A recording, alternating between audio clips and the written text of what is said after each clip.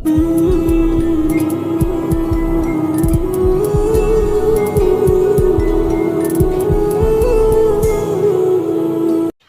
اللہ الرحمن الرحیم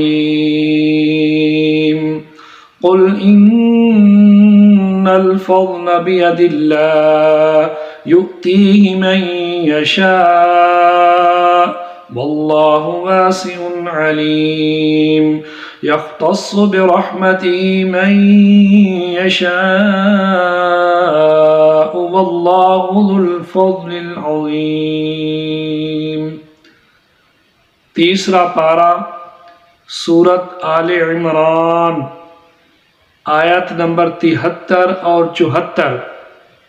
اس کے اندر اللہ جل شانہ ارشاد فرما رہے ہیں، پیارے نبی جی قل آپ فرما دیجئے ان الفضل بید اللہ، بے شک فضل تو اللہ کے ہاتھ میں ہے، یؤتیہ من یشاء جسے چاہتا ہے عطا فرماتا ہے، واللہ واسع علیم اللہ وسعت والے ہیں، علم والے ہیں، یختص برحمتہ من یشاء مختص فرماتے ہیں اپنی رحمت کے ساتھ جس کو چاہتے ہیں، واللہ ذو الفضل العظیم اللہ فضل والے ہیں، عظمت والے ہیں۔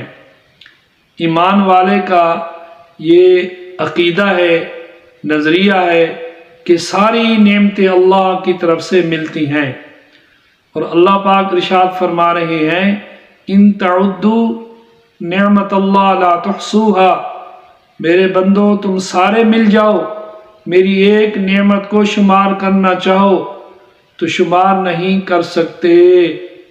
اتنی بات ضرور ہے کہ لئن شکرتم لازیدنکم، اگر تم میری نعمتوں کا شکر ادا کرتے جاؤ گے تو اللہ فرما رہے ہیں میں بڑھاتا جاؤں گا۔ میری نعمتوں کی ناشکری نہ کرنا، وَلَئِن كَفَرْتُمْ إِنَّ عَذَابِي لَشَدِيدٌ، ناشکری کی تو پھر میرا عذاب بھی بڑا سخت ہے۔ ان تشکروا یرضہ لکم، اور مقام پہ فرمایا شکر کرو گے تو رضا عطا کروں گا۔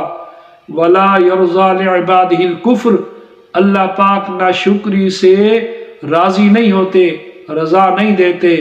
تو علماء دین نے لکھا ہے کہ جو آدمی یہ چاہتا ہو کہ مجھے اللہ کی طرف سے ہر نعمت ملے، اس کی دل کی کوئی تمنا ہو، کسی اعتبار سے جائز خواہش رکھتا ہو، جو بھی دل کی تمنا ہو، حلال تمنا ہو، پاکیزہ تمنا ہو، جائز تمنا ہو، تو ان دو آیتوں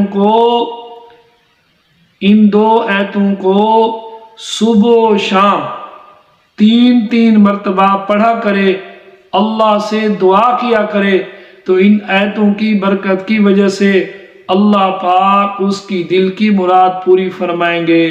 قل ان الفضل بید اللہ یؤتیہ من یشاء واللہ واسع علیم یختص برحمتہ من یشاء واللہ ذو الفضل العظیم۔ تیسرا پارہ سورت آل عمران، آیت نمبر 73 اور 74۔ حصول نعمت کے لیے مجرب عمل ہے، انشاءاللہ جو بھی مراد ہوگی وہ پوری ہوگی۔